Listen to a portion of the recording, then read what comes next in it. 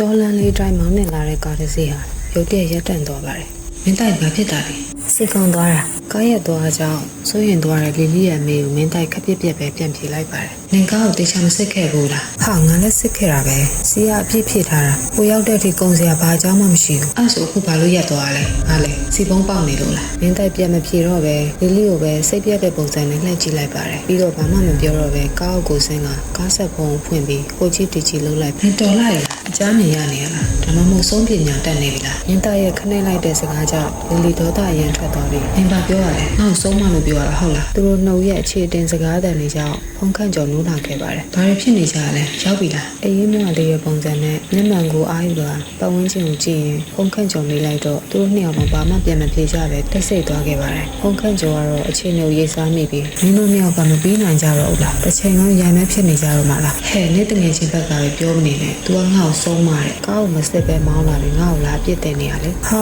ငါကားကိုစစ်လာတယ်လို့မြို့ပြောပြီးပြီလေ။အခုနေပြောလို့ကားကစီယိုနေလို့နေပြောတာမှန်တယ်ဆိုပြီးပြောရလေ။မယုံရင်လာကြည့်ပါလား။လာမကြည့်ပါဘူး။နေမောင်းလာနေဖြစ်ရှင်းတော့ဖုန်ခန့်ကျော်တော့သူစကားမှားပြီဆိုတာသိလိုက်ပြီ။ကဲတော့ကြတော့ဘာဖြစ်တာလဲမင်းတိုက်ကလီလီကိုမကြည့်မချမ်းကြည့်ရင်ကားစီပြတ်သွားတာငါကြည့်လိုက်တော့စီယိုနေလို့ဟာဒါဆိုငါတို့ဘယ်လိုလုပ်ကြမလဲဒီနေရာကားလက်မကြီးနေတော့တော်တော်ဝေးသွားပြီကိုကဲမမကတော့ရှေ့မှာစာအုပ်တွေရှိရလို့ပြတာပဲဒါဆိုအဲ့ကိုပဲတွားကြရပေါ့ညနေဆောင်နေပြီဆိုတော့မြင်မြန်သွားမှဖြစ်မှာမင်းတိုက်ဖုန်ခန့်ကျော်နဲ့လီလီခိုင်တို့၃ယောက်ကတက္ကသိုလ်မှာခင်မင်ခဲ့တဲ့တငယ်ချင်းတွေဖြစ်ကြပြီအခုကျောင်းနေပြီးအလုပ်ကိုစီနေဖြစ်ကြရတာတွဲမပြတ်သေးတဲ့တငယ်ချင်းတွေဖြစ်ပါတယ်မင်းတိုက်နဲ့လီလီခိုင်ကချစ်သူတွေဖြစ်ကြပြီဟိုတလောလေးကမှမင်းတိုက်ကိုဖောက်ပြန်มาရဲဆိုပြီးလီလီခိုင်ကအထင်လွဲကစိတ်ဆိုးစိတ်ကောက်ဖြစ်နေကြတာပေါ့သူတို့နှုတ်ကလည်းမတက်အတူနေစလို့အများရန်နေပါရန်ဖြစ်နေတတ်ကြပါတယ်ဘာမဟုတ်တဲ့ကိစ္စလေးကအစာရန်ဖြစ်တတ်ကြတာသူတို့စုံတွေရဲ့တင်ကြီးသားလိုအောင်ပြောလို့ရပါတယ်ပြီးတော့လည်းဘာမှမဟုတ်လို့ပြန်ဆင်ပြေပြီးတကယ်လည်းမပြတ်နိုင်တဲ့ခဏခဏရန်ဖြစ်တတ်ကြတာပါဒါကြောင့်ပဲဖုန်ခန့်ကျော်က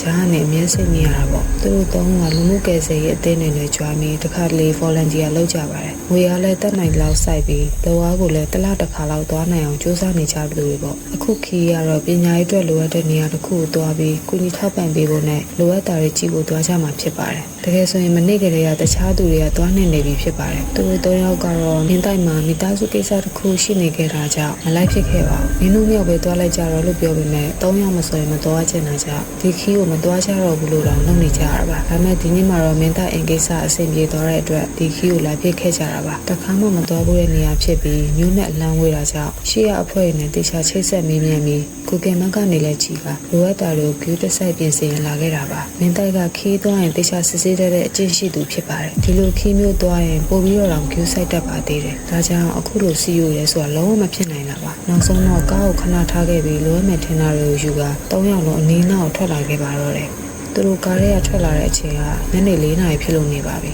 လမ်းတစ်လျှောက်သူတို့အဖွဲ့သားတွေကိုဖုန်းခေါ်ကြည့်ပေမဲ့တော်ရဲမို့လို့လားမသိလိုင်းမမိတော့ပဲအဆက်အသွယ်ပြတ်သွားပါတော့တယ်ဒါမဲ့ထူးထူးဆန်းဆန်းဖုန်းလိုင်းမမိပဲနဲ့ဒီကမတ်ကတော့အလုံးလုံးနေတော့မှပဲဟဲ့ဒီနားမှာအစာအုပ်ရှိတယ်လို့ပြနေတယ်ခြေလန်း15လမ်းစာလောက်ရှောက်ပြီးလမ်းကွေနာတစ်ခုအရောက်မှာအစာအုပ်တစ်ခုဘွားကနေတွေ့လိုက်ရပါတယ်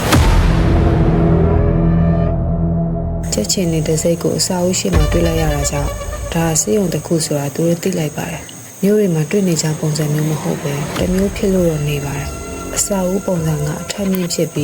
တွေ့နေကြစေယုံနေလို့မျိုးတော့မဟုတ်ပါဘူးကိုနုန်ခက်ကပုံစံလိုအနောက်တိုင်းပုံစံလိုဖြစ်တာကြောင့်ကြည့်ရတာထူးဆန်းနေတယ်လို့တော့ဖြစ်လို့နေပါတယ်စေယုံကြည့်ရတာမှောင်မဲနေပြီးအစာအုပ်ဟောင်းတစ်ခုလိုဖြစ်နေတာကြောင့်လူရောရှိရလားလို့ထင်လိုက်ကြပါတယ်လီလီကတော့စေယုံပုံစံတမျိုးကြီးပဲသွားမကြည့်ချင်ဘူးလို့ပြောနေတော့မှပဲမိုးကရုတ်တရက်တဲတဲမဲမဲရွာချလိုက်ပါတယ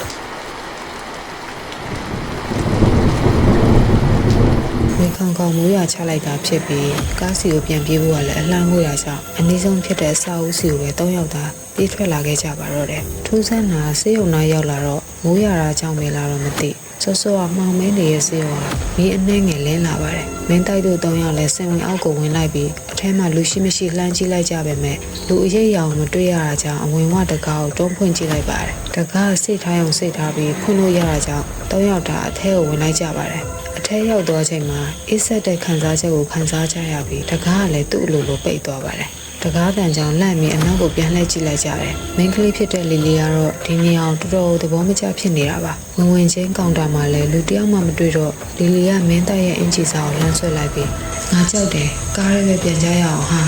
မကြောက်ပါနဲ့ငါရောဖုန်းခတ်ရောရှိတာပဲကားမောင်းလို့မှမရတော့တာအခုတော့လေကြင်ကြင်နာနာဖြစ်သွားပြန်တယ်မင်းတိုက်တို့ဆောင်နှုတ်ကြည့်ပြီးဖုန်းခန့်ကျော်တော့မျက်လုံးပိတ်ကတက်လဲတက်နိုင်ကြတဲ့သူတွေဆိုပြီးတွေးလိုက်ကကောင်တာဘက်ကိုထွက်လာခဲ့ပါတယ်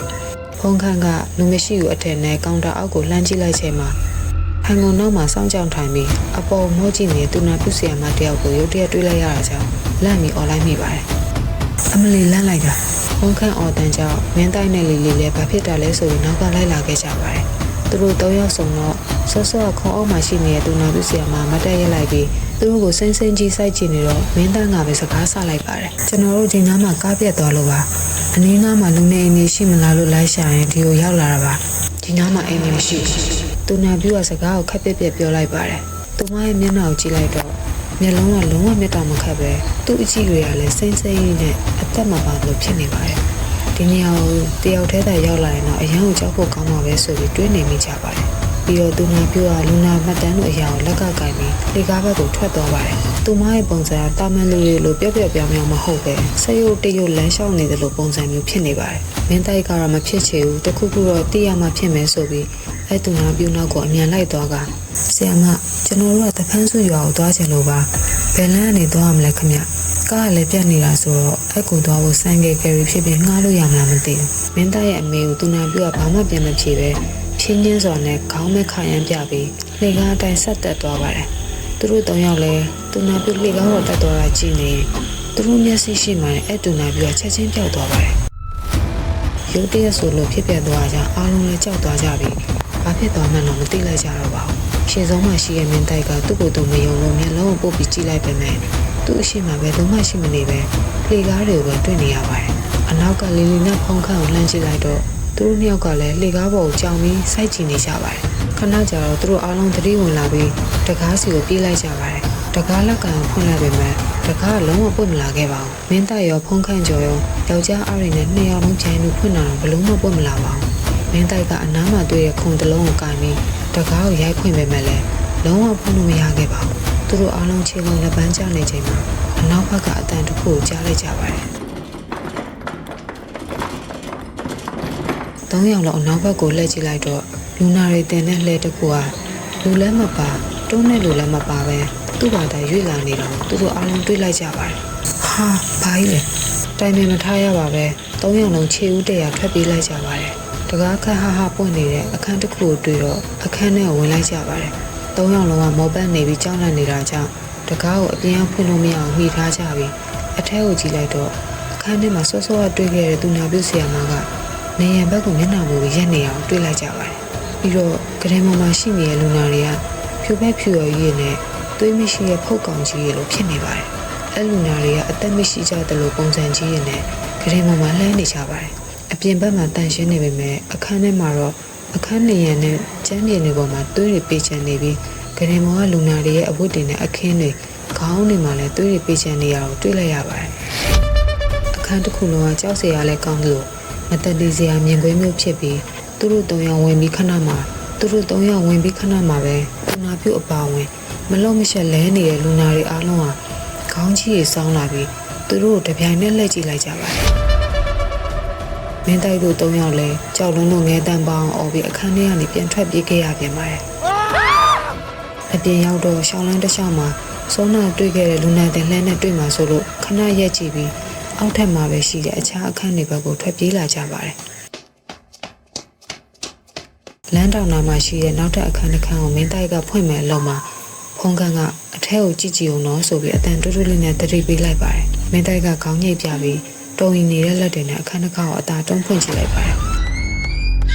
ပြီးတော့ချက်ချင်းမဝင်သေးပဲခေါင်းနဲ့ပဲအထဲကိုလှမ်းကြည့်လိုက်ပါတယ်အထဲမှာဘာမှမရှိတာတေချာတော့မှလီလီနဲ့ဖုန်းကန်ကိုအချက်ပေးပြီးအထဲကိုတတိထားပြီးဝင်လာလိုက်ကြပါတယ်ဒီအခန်းထဲမှာလူနာတွေထားတာမဟုတ်ပဲစပွဲတွေနဲ့ကလထိုင်တွေပဲရှိနေပါတယ်စပွဲတွေပေါ်မှာစိတ်ပစ္စည်းအချို့နဲ့ကက်ကြီးဂွန်းစားတဲ့အသုံးဆောင်ပစ္စည်းအချို့တင်ထားတာကိုတွေ့ရပါတယ်မင်းတိုက်တို့၃ယောက်လည်းထိုင်ငုံနေပေါ်ခြေပြက်လက်ပြထိုင်လိုက်ကြပြီးအနားယူလိုက်ကြပါတယ်လီလီကတော့မိန်းကလေးဖြစ်တာကြောင့်ကြောက်စိတ်တွေကြီးစိုးနေစေဖြစ်ပြီးမင်းတိုက်ဘေးမှာထိုင်ကသူ့လက်မောင်းကိုကင်ပြီးငိုရှိုက်နေပါတယ်မင်းတိုက်ကတော့လီလီမျက်နှာပေါ်မျက်ရည်တွေကိုတုပ်ပေးပြီးစကားဆလိုက်ပါတယ်ငါတို့ဘာဆက်လုပ်ကြမလဲဖုန်းတွေကလည်းဆက်လို့မရတော့ဘူးအပြင်လည်းထွက်လို့မရအောင်ဒီထဲမှာလည်းတရေချောက်နေရတာထင်တာပဲ ထင်တာပဲမဟုတ်ဟဲ့အောင်တကယ်ဦးချောင်းနေရဟာဟိုတူနာပြုပျောက်သွားကြရငါစိတ်ထဲမှာတမျိုးကြီးဖြစ်နေရနင်တို့ကတူနာပြုတွေ့မှဖြစ်တာငါဒီစေးရုံကြီးရဲ့မဝင်ခင်ကလေးကကြောက်စရာကြီးပါလို့ပြောတာပဲနင်တို့မှလက်မခံတာဖုန်းသားနဲ့မင်းခက်ကျော်ပြောတာကိုလီလီကဝင်ပြီးစကနာထိုးလိုက်ပါတယ်သူတို့စကားပြောနေတော့မှပဲတိုင်ကနိုင်တခုစီကအတန်ထွက်ပေါ်လာပါတယ်အချိန်ကိုကြည့်လိုက်တော့ည7နာရီဖြစ်နေပါတယ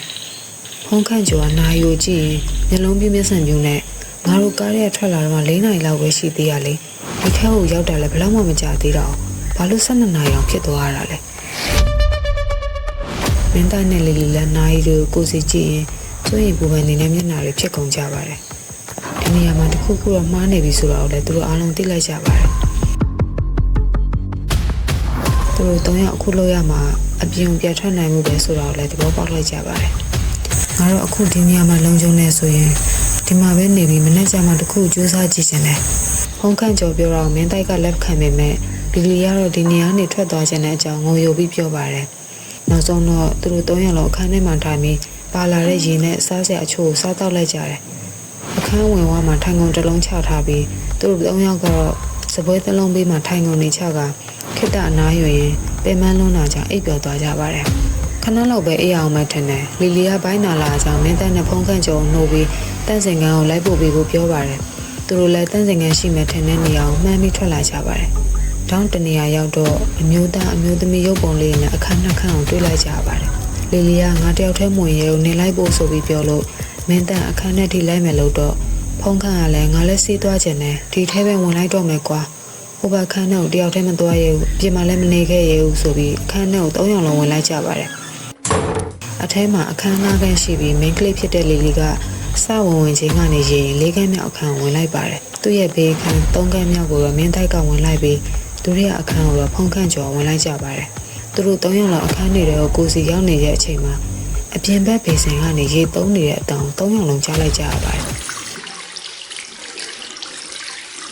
တဦးချင်းစီကတော့သူတို့3ယောက်တည်းတယောက်ပြင်ရောက်နေတာထင်တယ်ဆိုပြီးတွေးနေမိကြပါတယ်ဒါပေမဲ့အခုမှဝင်လာချက်ချင်းပြီးတော့ဟုတ်ပါမလားဆိုပြီးလီလီကမင်းတိုက်နင်းပြင်ပါလားမဟုတ်ဘူးဖုန်းခတ်နေမှာပေါ့သူတို့နှစ်ယောက်ပြောနေအောင်ဖုန်းခတ်ကြော်ကြပြီးငါမဟုတ်ဘူးငါအထဲမှာပဲရှိသေးတယ်ဖုန်းခတ်ဖြေလိုက်တဲ့နောက်ဆုံးအဖြေကြောင့်3ယောက်လုံးတိတ်ဆိတ်သွားကြပါတော့တယ်ဒါဆိုအပြင်မှာရှိနေတဲ့သူကဘယ်သူလဲဟုတ်သူနာပြုတ်ပဲလားဒါမှမဟုတ်တခြားတယောက်လားသူတို့စိတ်ထဲမှာကြောက်စိတ်တွေရောစိုးရင်စိတ်တွေရောတွန်တွဲနေကအထဲကနေခမလာရဲချတော့ပါဘူးဒီချိန်မှာဖုန်းခတ်ကမင်းတိုက်လီလီမင်းတို့ပြီးပြီလားပြီးပြီမင်းတိုက်ရောလီလီရောတယောက်ပြီးတယောက်ပြန်ဖြေလိုက်ကြပါတယ်ဒါဆိုငါ1နှစ်3ရေပြီးရနဲ့အပြင်ကိုထွက်ကြမယ်ကောင်းပြီဆိုပြီးအခန်းတွေထဲကနေတယောက်ကိုတယောက်ဆက်သွယ်လိုက်ကြပါတယ်မင်းတိုက်လည်းမျက်လုံးကိုမှိတ်စိတ်ကိုလျှော့ပြီး1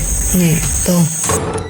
ကိုစီအခန်းပြင်ဘက်ကိုဖြည်းဖြည်းချင်းထွက်လာကြပါတယ်အခန်းပြင်ဘက်ကိုသူတို့ရောက်သွားတော့ဘေစင်ရှိမှတူနာပြုတ်ဆီယာမတယောက်လက်စိမ်းနေအောင်တွေ့လိုက်ကြပါတယ်သူတို့3ယောက်လောက်အခန်းရှိမှဆွမိသွားတဲ့အချိန်မှာမှန်ထဲကနေအဆီယာမကိုလှမ်းကြည့်လိုက်တော့မှန်ထဲမှာသူတို့3ယောက်ပဲပေါ်နေပြီးအဲ့တူနာပြုတ်ရဲ့ပုံကမှန်ထဲမှာပေါ်မနေပါဘူးသူတို့မှန်ထဲကိုကြည့်နေတော့မှပဲသူတို့ရှိမှမတက်ရက်နေတဲ့တူနာပြုတ်ကတကူလုံးမီးချွန်းထားလို့မဲတူသွားပြီးခန္ဓာကိုယ်ကတဆစီနဲ့တစ်ခုပြီးတစ်ခုသူ့ရဲ့အပိုင်းစားရဲ့မြေကြီးပေါ်ပြုတ်ကျလာပါတယ်အဲ့မြင်ကိုမြင်ပြီးတာနဲ့မင်းတိုက်လို့လည်းကြောက်လန့်တစားအော်ဟစ်ကတန်းစင်ကအပြင်ဘက်ကိုပြေးထွက်လာခဲ့ပါတော့တယ်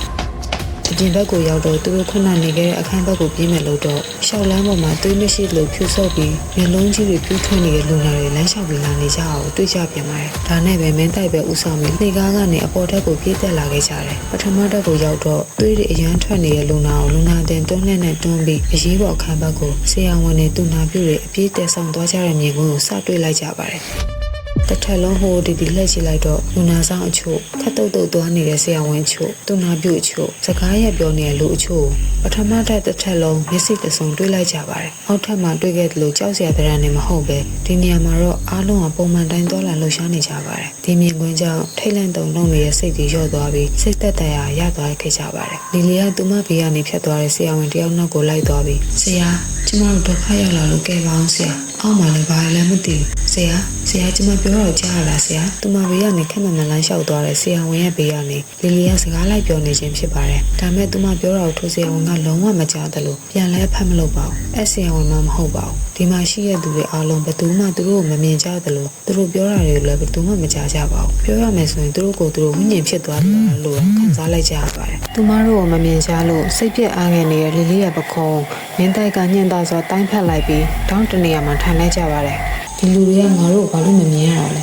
ဘာပဲဖြစ်ဖြစ်ဟာဒီအထက်မှာနေရတာပိုလိုချင်တယ်လို့ခံစားရတယ်တခုခုတွေ့လို့တင်လာလိုက်ရှာကြရအောင်အပြင်ထွက်လို့ရရင်လည်းရမှာပေါ့ဒီအထက်မှာရှိတဲ့အခန်းတွေကတော့လူနာတယောက်ခန်းတွေဖြစ်ပါတယ်တချို့အခန်းမှာလူနာတယောက်တည်းလှိမ့်နေတယ်တချို့အခန်းတွေမှာလူနာအပြင်မိသားစုဝင်တွေလည်းရှိနေကြတယ်တချို့အခန်းတွေမှာတော့ဆရာမတွေနားနေကြတယ်ဒီထက်မှာ operation လုပ်တဲ့အခန်းလည်းရှိပြီးအထဲမှာခွဲစိတ်နေတာတွေကိုတောင်တွေ့ခဲ့ကြပါသေးတယ်အခန်းတစ်ခန်းနဲ့အရောက်မှာတော့နှစ်ထပ်ကရင်လေးထားပြီးဘယ်သူမှရှိမနေတာကြောင့်သူတို့၃ယောက်လည်းအဲ့အခန်းတွေကကရင်တွေပေါ်မှာလဲလျောင်းအနားယူရင်းမောပန်းစော်နဲ့အိပ်ပျော်သွားကြပါတော့တယ်ဆောဆောအောက်ထပ်မှာကြားခဲ့ရတဲ့နာရီတောင်ထပ်ကြားလိုက်ရတဲ့အခါသူတို့အားလုံးလန့်လို့သွားခဲ့ကြပါတယ်အတန်ကမီးလာလိုက်ဝေးသွားလိုက်နဲ့ဘယ်ကလာလို့လာနေမှမသိလောက်ခံမလို့မရဖြစ်နေချိန်မှာလက်ထဲကနာရီကိုတာမင်မထားပါပဲကြည့်လိုက်ကြတော့ည7နာရီပဲဖြစ်လို့နေပြန်ပါတယ်ဒီအချိန်လေးကြောင့်သူတို့အားလုံးအံ့အားသင့်သွားကြပြီးတယောက်မျက်နှာတယောက်ကြောင်ကြည့်ကမင်သက်နေပြီးကြပါတယ်ပြီးတော့နိုင်တန်းရက်သွားပြီးအပြင်ကကြားနေရတဲ့အတန်တွေအားလုံးဟာတိတ်ဆိတ်သွားခဲ့ပါတယ်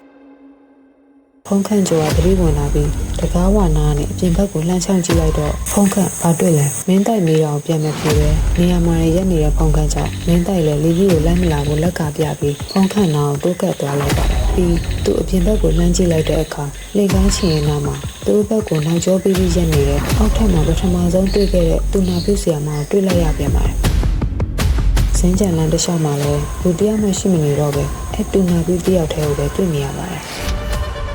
်မင်းတန်းကဖုန်းခန့်ကျော်ပခုံးကိုတာလှမ်းဆွဲလိုက်ပြီးခန်းထဲကိုပြန်လိုက်ကြပါတယ်ပြီးတော့ဘယ်လိုလုပ်ကြမလဲဆိုတဲ့အချိန်နဲ့တယောက်ကိုတယောက်ကြည့်နေကြတော့မှအပြင်ဘက်ကအတန်နဲ့ပြန်ကြားရပြန်ပါတယ်ဒီတစ်ခါနှစ်ယောက်လုံးတစ်ပြိုင်နက်ကြည့်လိုက်ကြတော့အရင်လိုဆရာမတွေလူနာဆောင်တွေကတာမန်လူတွေအတိုင်းသွားလာလှုပ်ရှားနေကြပါတယ်ဒါပေမဲ့သူတို့ကြည့်နေရင်မှပဲမျက်စိရှိမှလည်းအောက်ထပ်မှာတွေ့ခဲ့တဲ့မိကျုံထားတဲ့လူတွေလိုပုံစံချက်ချင်းပြောင်းသွားကြပါတော့တယ်ပြီးတော့ကဘာပြက်နေတယ်လို့ကြောက်လန့်တကြားအော်ဟစ်ပြီးထွက်ပြေးနေကြတဲ့နေမျိုးကြောင်ကြည့်နေကြတော့မှခန်းထဲကလီလီကအော်ဟစ်ပြီးမင်းတိုက်တို့စီကိုထွက်ပြေးလာခဲ့ပါတယ်လီလီအတန်ကြောင့်အနောက်ဘက်ကိုပြန်လဲကြည့်လိုက်တော့သူတို့အိတ်ခဲ့တဲ့အိတ်စင်တွေပေါ်မှာအမီးကျွန်းထားတဲ့လူတွေလိုမျိုးလူ9ယောက်ဟာအိယာတွေကနေထလာပြီးသူတို့စီကိုတရွေ့ရှောက်လာနေတာကိုထပ်တွေ့လိုက်ကြရတယ်မှာသူတို့ရှောက်လာတဲ့ပုံစံတွေကစိတ်ရုပ်တွေလိုမျိုးဖြည်းဖြည်းချင်းရှောက်လာတာဖြစ်ပြီးအပြင်ဘက်ကသူတွေလိုမျိုးလင်းလင်းမြင်မြင်နဲ့ပြေးလာတာမျိုးတော့မဟုတ်ပါဘူးသူတို့၃ယောက်တကားဝမှာဆုမိသွားကြပြီးလီလီကလည်းတုံရင်နေတဲ့လက်တွေနဲ့မင်းသားရဲ့လက်မောင်းအကိုတကြီးကင်ထားပါတယ်မင်းသားနဲ့ဖုန်းခန့်ကျော်ကတော့ဘယ်လိုလုပ်ကြမလဲဆိုတဲ့အကြည့်နဲ့သူတို့စီရှောက်လာကြတဲ့သူတွေရှိတဲ့အခန်းထဲကိုလှည့်ကြည့်ပြီးအခန်းပြင်ကိုလည်းပြန်ကြည့်လိုက်ရောဆော့ဆော့တွေ့နေရတဲ့အရာတွေအားလုံးပျောက်ကွယ်သွားကမျိုးဘူးတွေအနေငယ်ကိုပဲတွေ့ရပါတော့တယ်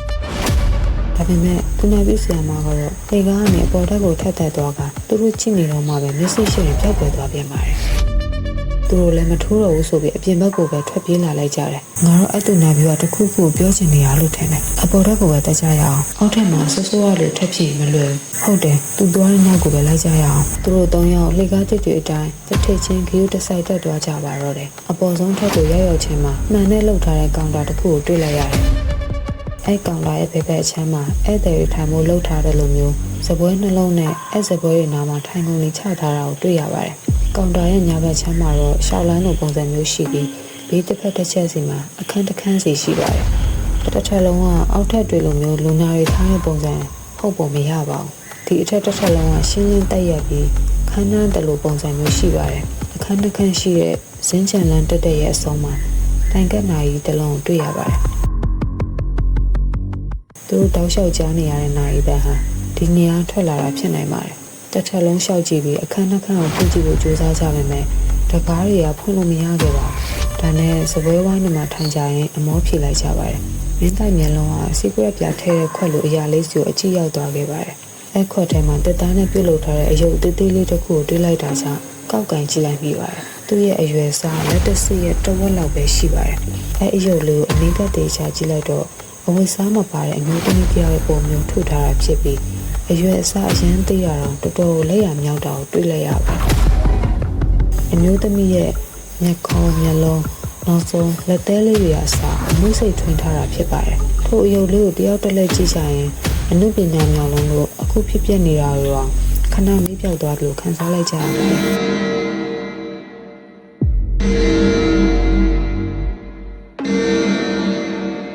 နိုင်တန်ကြောင့်ဒီလိုလက်ထဲကကင်ထားတဲ့အယုတ်လေးကစပွဲပေါ်ပြုတ်ကျသွားခဲ့ပါတယ်။၃ယောက်လုံးရဲ့အကြည့်တွေကနိုင်စုကိုရောက်သွားကြတော့12နာရီမှာနိုင်လက်တံတွေရောက်နေတာကိုတွေ့ကြရပါတယ်။ထိတ်လန့်စွာနဲ့၃ယောက်လုံးမတက်ရလိုက်ပြီးတယောက်လက်ကိုတယောက်ကင်ထားလိုက်ကြတယ်။မင်းတိုက်ကစပွဲပေါ်မှာရှိနေတဲ့အယုတ်ကလေးစီအကြည့်ရောက်သွားပြီးသူ့လက်တစ်ဖက်နဲ့ယူကဖုန်းထည့်ထားတဲ့အင်ဂျီအိတ်ကတ်ထဲကိုကောက်ထည့်လိုက်ပါတယ်။သူတို့ရှိတဲ့မှာရှိနေတဲ့နိုင်ကိုကြည့်နေတော့မှပဲ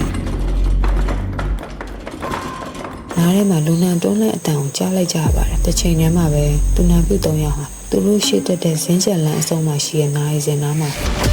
ရုတ်တရက်ကြီးပေါ်လာကြပြီးသူတို့ပထမဆုံးတွေ့ခဲ့တဲ့သူနာပြုကလူနာမှတ်တမ်းကိုကင်ထားတယ်။နောက်တစ်ယောက်ကတွန်းလဲကိုတွန်းလာနေပြီးနောက်ဆုံးတစ်ယောက်ကတော့ဘေးကနေသူတို့စီကိုတိတ်တိတ်ကြီးရှောက်လာနေကြပါတယ်။နေရာတစ်ခုလုံးကမျက်လက်ပြလိုက်လို့မျိုးထိတ်လန့်စရာပုံစံချက်ချင်းပြောင်းသွားပြီးခြောက်ချားစရာမြင်ကွင်းကြောင့်ထွက်ပြေးဖို့ကြိုးစားကြပေမဲ့ပြေးစရာနေရာမရှိတော့တဲ့အတွက်အောက်ထပ်ကိုပဲပြန်ပြေးဖို့ခြေဦးလှည့်လိုက်ကြပါတယ်။ဒါပေမဲ့လှေကားကနေမမဲအရေးကြီးနဲ့မိချွန်းထားလို့မဲတူးနေတဲ့သူတွေအများကြီးတက်လာကြပြန်ပါတယ်။ဒါနဲ့ပဲလှေကားဘက်ကိုပြေးဖို့ပြင်နေတာကိုပြန်လှည့်လာကြပြီးသူတို့အနောက်တရရန်မာစီကိုပဲထွက်လာကြပါတယ်။သူနာပြု3ယောက်ရဲ့အောက်ကတက်လာတဲ့သူတွေကသူတို့နောက်တဖြည်းဖြည်းနဲ့နေကပ်လာတဲ့အတွက်နောက်ဆုံးရွေးချယ်စရာကတော့ရန်ဒါနဲ့ခုန်ချလိုက်ဖို့ပါပဲ။မင်းတန်နဲ့ဖုန်းခန့်ကျော်ကချက်ချင်းဆိုလို့လီလီရဲ့လက်ကိုဆွဲပြီးရန်ဒါဘက်ကိုပြေးထွက်လိုက်ပါနောက်ကိုတစ်ချက်ကြည့်လိုက်ကြပါတယ်။အနောက်ကလိုက်လာတဲ့အရာတွေကရန်ဒါဘက်နားကိုရောက်လာချိန်မှာတော့စွန်းစားမနေတော့ပဲအောက်ကိုခုန်ချလိုက်ကြပါတော့တယ်။ဒီအချိန်မှာအရာအလုံးကမှောင်မဲသွားပြီးကဘာကြီးနဲ့တရင်ကအဆက်အသွယ်ပြတ်သွားကြပါတော့တယ်။မျက်လုံးပြန်ပွင့်လာတော့ဘေးမှာလဲနေတဲ့လီလီကိုအရင်တွေ့လိုက်တယ်။လီလီတတိထောင်းနေငါပြောကြားရလား။မင်းသားရဲ့စိုးရင်တကြီးအော်တန်ကြောင့်လီလီနဲ့ဖုန်းခန့်ကျော်တော့နှစ်ယောက်လုံးနိုးလာခဲ့ကြပါတယ်။ပတ်ဝန်းကျင်တစ်ခုလုံးကရှင်းလင်းနေပြီးနေအောင်အောင်ထွက်နေပါပြီ။ညကသူတို့ကြုံခဲ့ရတာတွေကဘာမှမဟုတ်တော့လို့ပတ်ဝန်းကျင်ကတိတ်ဆိတ်လုံးနေတာကြောင့်ငါတို့ဘာဖြစ်သွားလဲ။ဘယ်ရောက်နေရလဲ။စေးုံကြီးရောဆိုပြီးကြည့်လိုက်တော့အနားမှာဘာစာအုပ်မှမတွေ့ရတော့ပါဘူး။ဟာမင်းသားဟိုမှာဖုန်းခန့်ကျော်လက်လန်းထိုးပြတဲ့အပင်ကြီးကိုကြည့်လိုက်တော့သူတို့စေးုံဝင်နေဝင်ကနေတွေ့ခဲ့တဲ့ကုတ်ကိုပင်ကြီးဖြစ်လို့နေပါတယ်။ဘာကြောင့်အသက်ပြောနိုင်တာလဲဆိုတော့သူတို့အဲ့အပင်ကိုတွေ့တော့အပင်ရဲ့အောက်ခြေနာကောက်ကောက်ကြီးဖြစ်နေရကြောင်းကိုကိုပင်ကြီးအဖေကောက်ကောက်လေးဆိုပြီးပြောခဲ့ကြပြီးတော့အမှတ်ရသွားကြလို့ပါ။ရေကြီးသားရှင်းရှင်းလေးဖြစ်နေတဲ့ဒီနေရာမှာသူတို့3ယောက်ဘာကြောင့်ရှိနေကြရလဲဆိုတာဘယ်လို့မှစဉ်းစားလို့မရကြပါ။ဒါဆိုခုနဖြစ်ခဲ့တာသူတို့အိမ်မက်မက်ခဲ့ကြရလား။တော်သေးတာတော့ဟာအိမ်မက်ဖြစ်နေလို့နှမှုဆိုမလွယ်။အေးလေဟဲ့အိမ်မက်ကလည်းကြောက်ကြရတယ်။ဒါမဲ့ဘာလို့အိမ်မက်တစ်ခုပဲ3ယောက်လောက်အတူတူမက်ကြရလဲ။အဲ့လိုမျိုးမရောမက်ကြလို့လား။ဒါမှမဟုတ်ငါတို့သတိမိသွားလား။သတိမိသွားဆိုရင်ဒီနားမှာမိသွားတာဘာလို့မမှတ်မိရလဲ။ဘာတွေဖြစ်သွားလဲဆိုတာမခံမနိုင်ချိန်မှာမင်းသားရဲ့ဖုန်းတန်ထွက်ပေါ်လာပါတယ်။အိတ်ကတ်ထဲထည့်ထားတဲ့ဖုန်းကိုယူလိုက်ရင်အရာဝတ္ထုလေးတစ်ခုကိုစမ်းမိသွားတဲ့အတွက်ဖုတ်ယူလိုက်ချိန်မှာတော့စိတ်လိပ်ပြခွက်လိုခွက်ထဲကယူလာခဲ့တဲ့အမျိုးသမီးရုပ်ကလေးဖြစ်နေပါတော့တယ်။ငါတို့အိမ်မက်မက်ခဲ့ကြတာမဟုတ်ဘူး။တကယ်ကြုံတွေ့ခဲ့ကြရတာ။ဒါဆိုအဲ့ဒါဘယ်နေရာကြီးလဲ။ငါတို့ဘယ်လိုရောက်သွားလဲ။ဘာကြောင့်ရောက်သွားလဲ။ငါတို့တခုတတိပေးချင်လို့လား။ဒါမှမဟုတ်ဒီရုပ်လေးကြောင့်များလား။ရှုပ်ထွေးနေတဲ့အတွေ့အပေါင်းများစွာနဲ့ကားရက်ထားတဲ့နေရာကိုပြန်လာကြပါတယ်။ကားစီရောက်တော့ကားပေါ်တက်ထိုင်လိုက်ကြပြီးမင်းတိုက်ကကားဆက်နှိုးလိုက်ခြင်းမှာချက်ချင်းပဲနှိုးလို့ရပြီးမောင်းထွက်လိုက်တဲ့အခါလီလီကကားစီကိုနေလို့ရက်သွားလေခုကောင်းသွားလားဆိုပြီးမေးလိုက်တော့မှသတိရသွားပြီးအောက်ပြန်ဆင်းကကားဆက်ဖုံးကိုကြည့်လိုက်ပါတယ်။မင်းတိုက်လည်းကိုယ့်မျက်လုံးကိုမယုံနိုင်လောက်ဖြစ်သွားချိန်မှာဖုန်းခန့်ကျော်နဲ့လီလီလည်းရောက်လာပြီးကားဆက်ဖုံးနဲ့ကိုကြည့်လိုက်တော့စီတိုင်ကြီးကဘာမှမဖြစ်တယ်လို့အထဲမှာလည်းစီရရှိနေတာကိုတွေ့လိုက်ကြရပါတယ်။ဘာတွေဖြစ်သွားမှမသိတော့ပဲတွေ့ဝေစာနဲ့ကားကိုပြန်မောင်းထွက်လာကြပြီးသူတို့သွားမဲ့တဖန်းစုရွာကိုရောက်ရှိသွားကြပါတော့တယ်။သူတို့ရလာခဲ့တဲ့အယုတ်ကလေးနဲ့ပတ်သက်လို့ပြုံတွေ့ခဲ့ရတာတွေကိုတော့နောက်ထပ်တစ်ပုတ်အနေနဲ့တင်ဆက်ပေးသွားမှာပဲဖြစ်ပါတယ်။